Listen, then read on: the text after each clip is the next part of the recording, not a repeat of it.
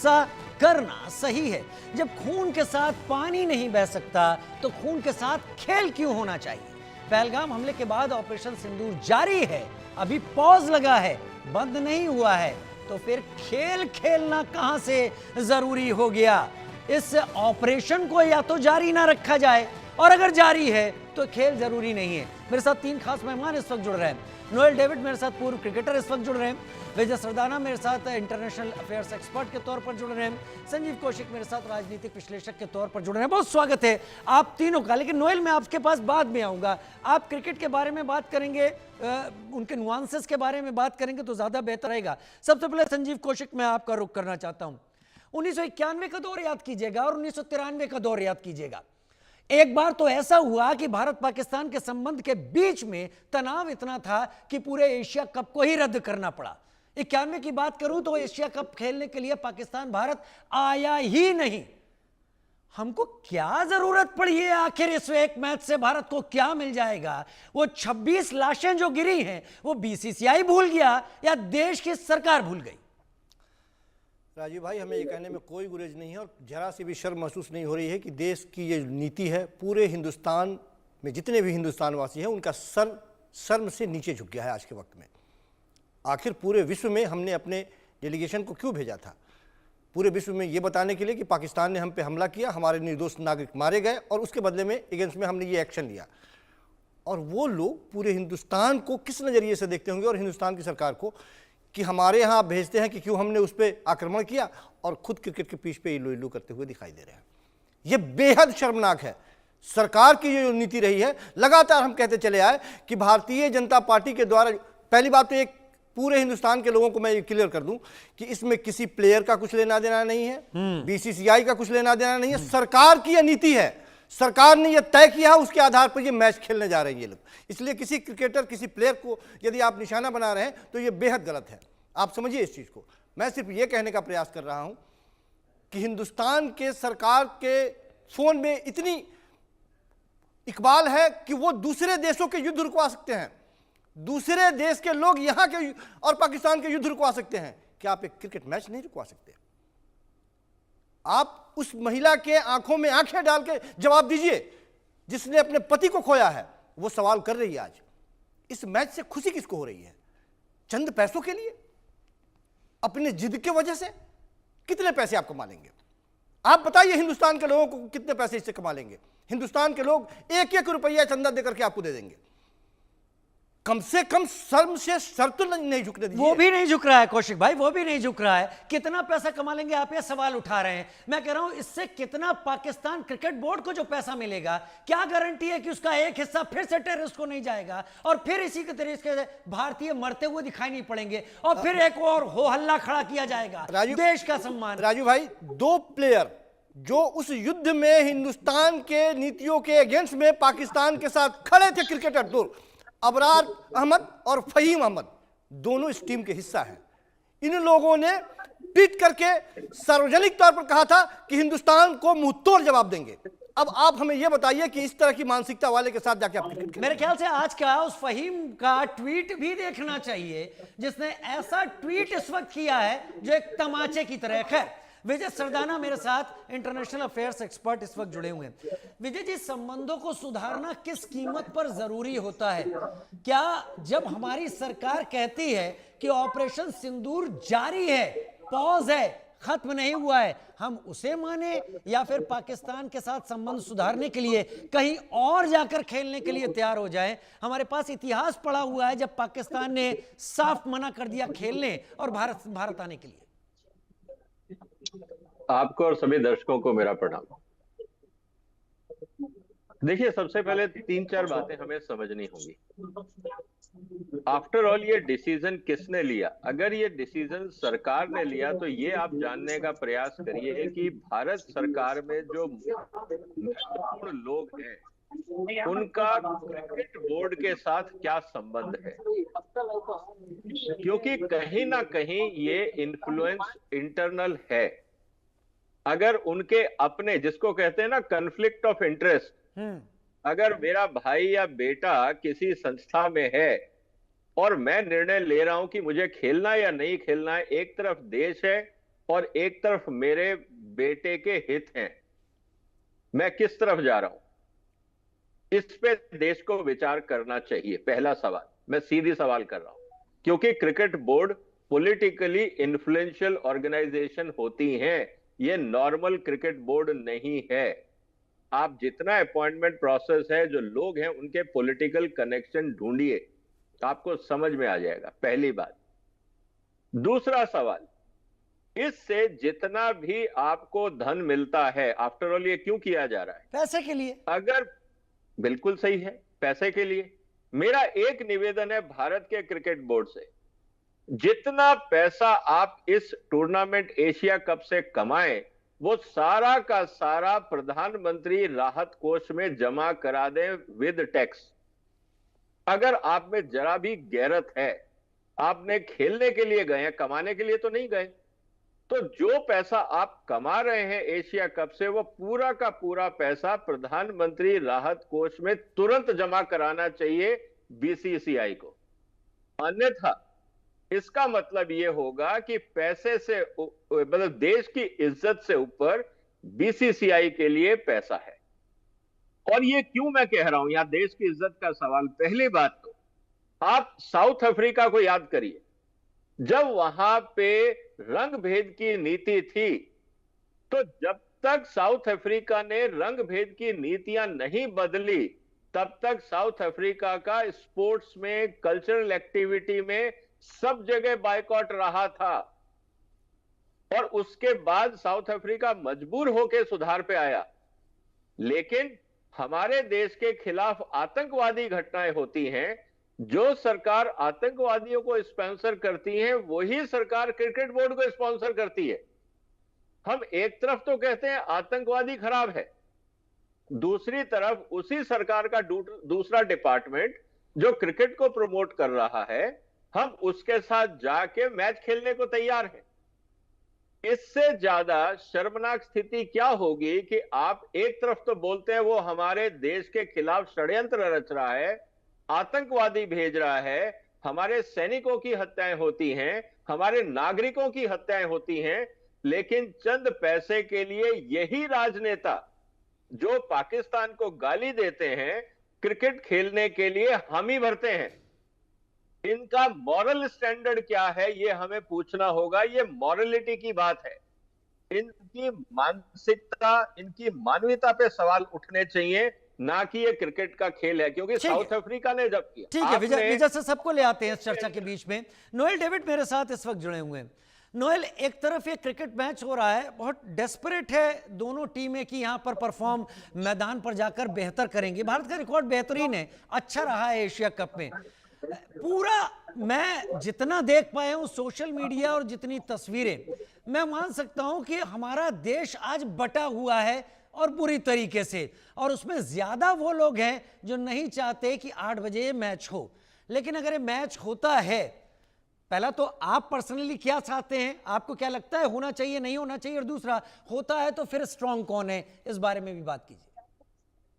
देखिए, first of all एक mixed emotion चल रहा है पूरी देश में। ओके, मैं एक पूर्व क्रिकेटर हूँ, but I am a citizen of the country, और रिस्पेक्ट करता हूँ इमोशंस की, देशवासियों की।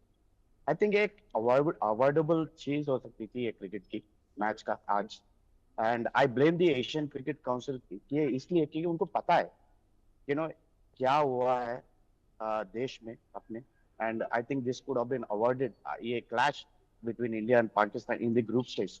शायद फाइनल्स में भी पता नहीं, पाकिस्तान फाइनल्स कभी क्वालिफाई हुई आईसीसी ट्रॉफी में, ये तो एशियन क्रिकेट काउंसिल की मैच है, they have qualified, but I think this could have been आज अवॉइड हो सकता था, बिकॉज जो इमोशंस लेके चल रहा है देश, I don't think any citizen would have loved it to see this guys playing against each other.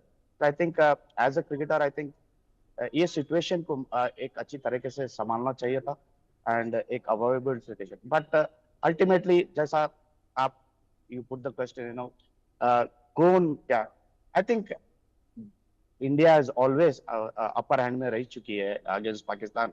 Her ICC trophy में we have beaten them hands down, और एशिया कप में भी एक ही बार हार चुके हैं उनसे, but every time we have beaten them. तो I think आज के मुकाबला अगर हुआ 8 बजे जो तरीके से चल रहा है देश में, अगर हुआ तो आई थिंक इंडिया को काफी अच्छा चांस है पाकिस्तान को लुटा के उनको सबक सिखाने के लिए कि भाई you know we will show you a place where you have to be. और वहां पर क्या हालात हैं जहां मैच होना है ग्राउंड पर दुबई?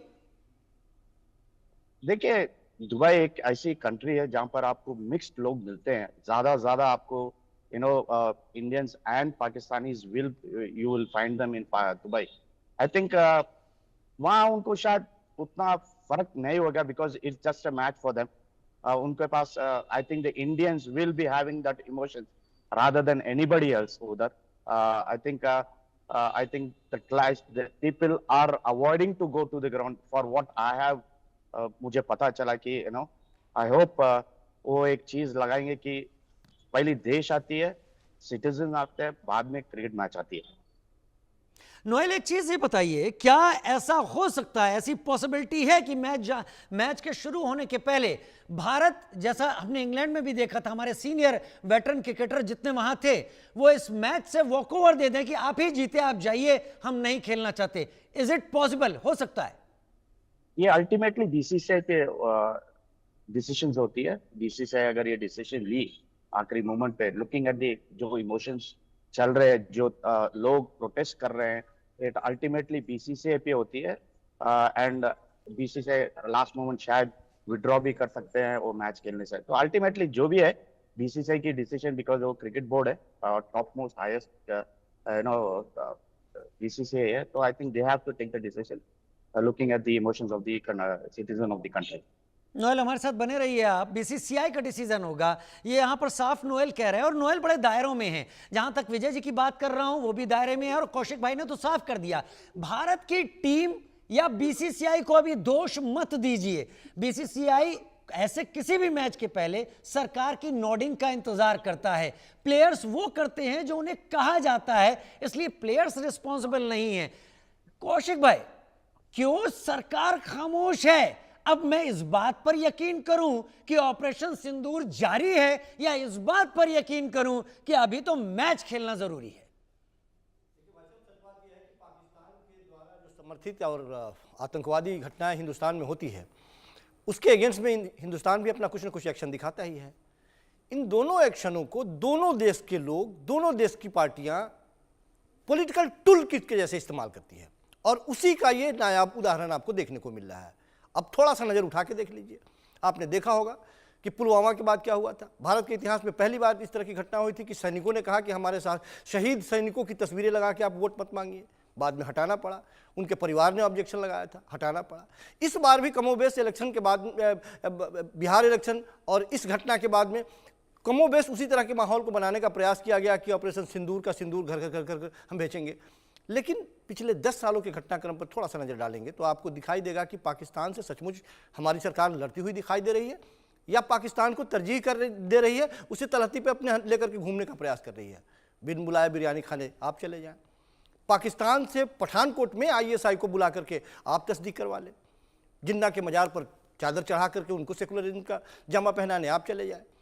तो वो तमाम प्रेम जो आपको दिखाई देगा, उस प्रेम को एक तरफ रखिए और उनके तरफ एक्शन देते हुए जो एक्शन ली जाती है उसकी तरफदारी और लोगों के बीच में उसका फैलाव वो दूसरी तरफ है।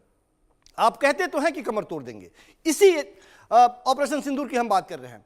क्या वाकई कमर तोड़ने के कागार पे नहीं हम खड़े थे? सचमुच में इस तरह की कमर तोड़ते कि दोबारा उठ नहीं पाता, लेकिन आपने कमर तोड़ा नहीं, क्योंकि इस्तेमाल टूल किट के जैसे करना था।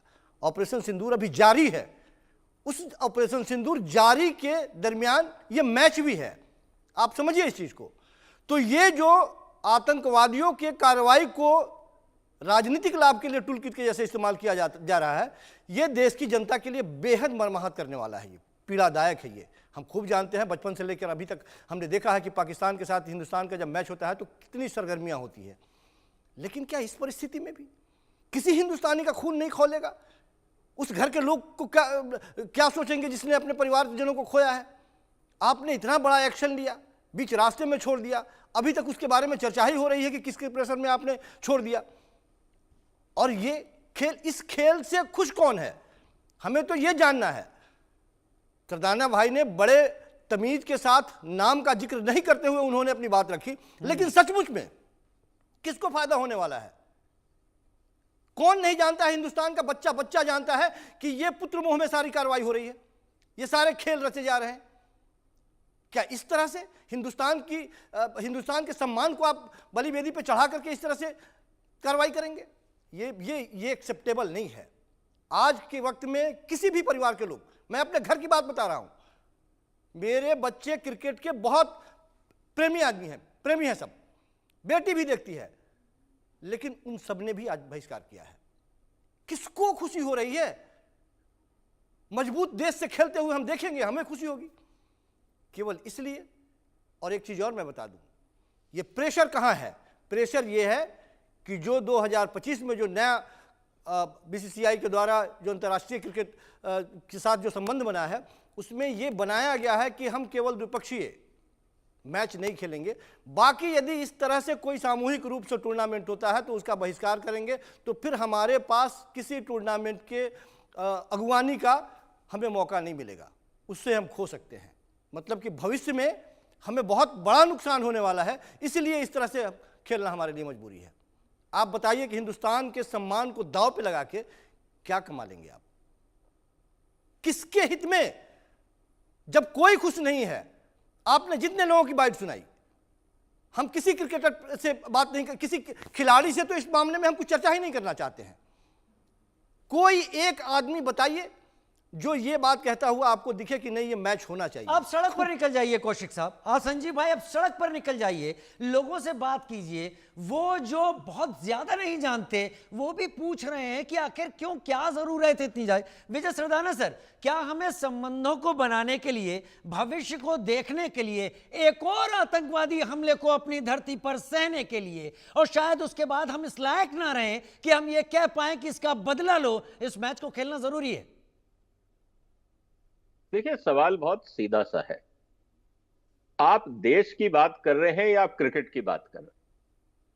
क्या देश के हित ऊपर है या क्रिकेट के हित ऊपर है? जब आप देश की बात करते हैं तो आप दुनिया भर का सैक्रिफाइस करते हैं ताकि आपका राष्ट्र का गौरव बना रहे। लेकिन उसी राष्ट्र में जब आप आम आदमी से ये उम्मीद करते हैं कि वो राष्ट्रभक्त हो, देश के लिए कुर्बान हो, देश के लिए खड़ा रहे, वहीं हमारे राजनेता चंद पैसों के लिए, सिर्फ अपनी इमेज को सुधारने के लिए, या कुछ फ्री के पास मिल जाए, या अखबारों में कुछ विदेश में वाहवाही मिल जाए, इसके लिए आप 150 करोड़ लोगों की भावनाओं से खेलोगे? क्या ये मॉरलिटी है? क्या ये इंसानियत है?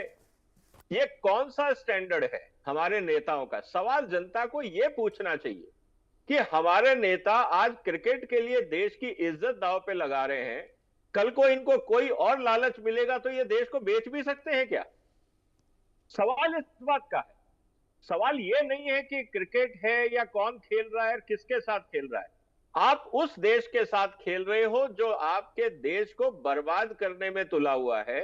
आपके यहां बम घटनाएं होती हैं, आपके फौजियों को मारता है, आपके नागरिकों को धर्म पूछ के मारता है, और फिर आप उसी देश के साथ खेलने पहुंच जाते हो इसलिए कि आपने एक समझौता किया हुआ था।